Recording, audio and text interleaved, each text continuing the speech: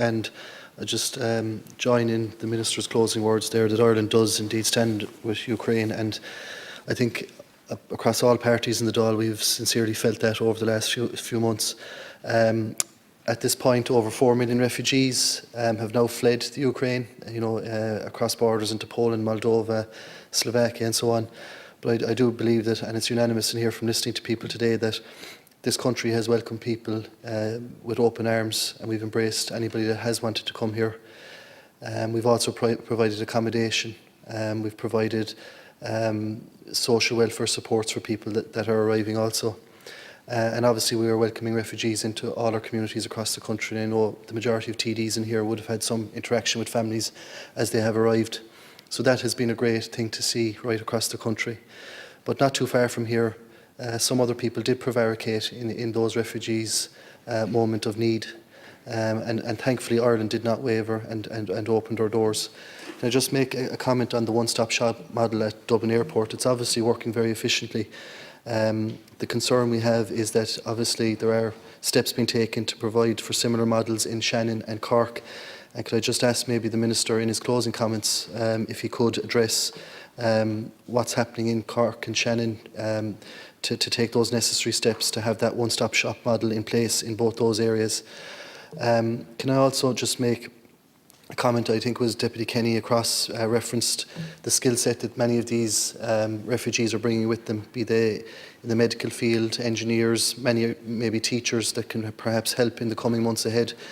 And maybe ask the Minister again to address that in his closing comments, what steps we're taking to catalogue those skill sets as they are arriving in the country and how best we can utilise them in the coming months ahead.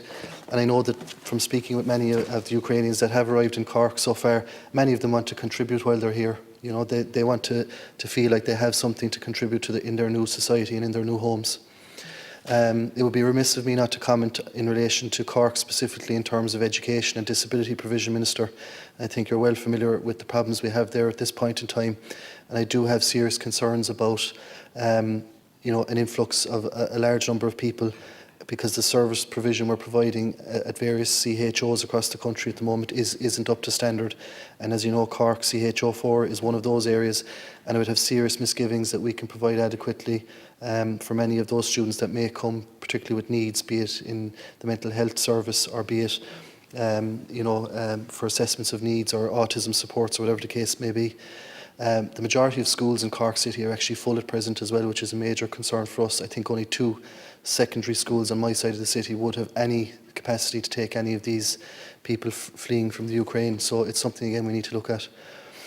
Just 2 other points. One in relation to direct provision. Minister, you referenced it in your opening points that we're still committing to the white paper commitments that direct provision will be wound down, I think, by 2024.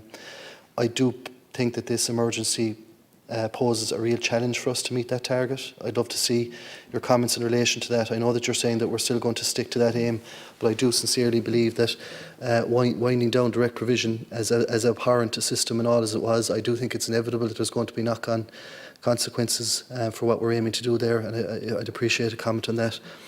And just one other point in relation to our, I suppose, diplomatic response, and I was one of those people very early out of the doors calling for the expulsion of the Russian diplomat and all staff, and I would re-echo that sentiment again today. I have no problem calling for it again, and will do so at every opportunity.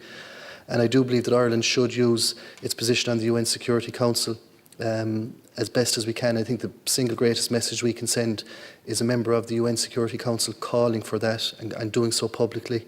And I would ask as well what consideration is being given to any possible diplomatic sanctions on any state that supports Russia, and I'm particularly commenting in relation to Belarus. I do believe that we need to scrutinise what their involvement is.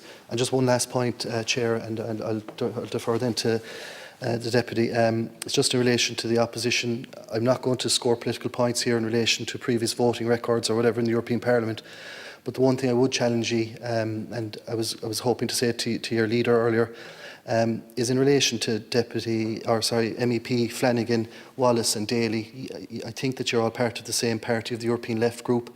I do believe that these people need to be called out for their position. They're an embarrassment to this country, and I would appreciate any, I suppose, efforts that the opposition party could make in relation to that. Thank you.